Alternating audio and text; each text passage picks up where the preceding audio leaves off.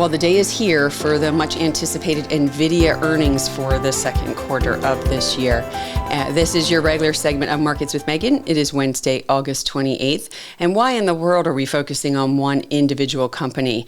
We typically don't do that. However, NVIDIA, it's unfortunate that the entire market's kind of been in a standstill after we got the Jackson Hole speech from the Fed last week, waiting for these earnings. When you have a company that makes up about 7% of the S&P 500 index and whose market cap has ballooned to over $3 trillion, and to put that into perspective, that's bigger than the economy of France, and it's almost as big as the economy of the UK. That gains some attention from investors. Now, if you've lived under a rock, NVIDIA, just understand it is a company that has really been the darling in regards to AI because they make the high-speed chips. These chips are difficult to manufacture, but NVIDIA seems to have the stronghold on this. So what we've seen is some people try and enter this space, but in fact, most have just decided to buy chips from NVIDIA. So that's why we've seen the stock price go up over 750% since 2022. So why is NVIDIA earnings so important today?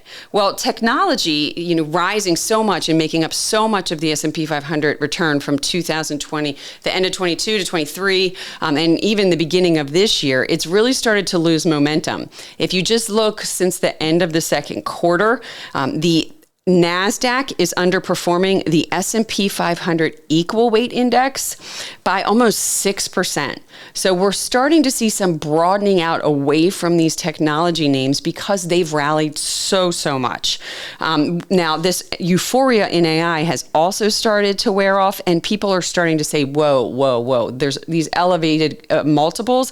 We need to see something for this. Now, we've had a couple tech companies already report, and what's happened is that they've put a significant amount of money into CapEx spending on AI, but their revenues aren't really generating anything off of it yet. So investors are getting scared, not scared of this as a long-term theme, but scared that they're paying way too high multiples for that. So we've started to see that pull back. Now, what do we think going forward? We believe in AI. This is going to be a fundamental change for the future. And when you have that saying, history doesn't repeat itself, but it often rhymes. This does seem to us a little bit like a .com type of momentum trade. Now, we don't think these companies are in the same financial situation as the companies in the .com bubble. Not at all. These are well-established companies, but this is a brand new idea. And when you have so many people that are afraid of missing out, that FOMO, that fear of missing out, and they decide to pay any multiple for these companies, you tend to see these bubbles start to exist. And we do think that some of this technology sector is looking bubble-like. We've often expressed our concern about how long this is sustainable. We don't know what NVIDIA will come out with today. Will it reinforce that they continue to be the king here of the AI market? Or will it disappoint investors? And we'll be back. We'll give you some updates tomorrow on what the earnings showed us, but more primarily from the tech sector as a whole. How did the rest of the tech sector perform after the NVIDIA earnings? Because again, we're not focusing on one specific company for the long run. Now, that's what we have today, just to kind of give you an idea on NVIDIA. We will be back. There's more economic data, and as I said, we'll mention NVIDIA earnings as well. But between NVIDIA earnings and next Friday's employment report, these markets are going to stay pretty quiet until we get both of these reports.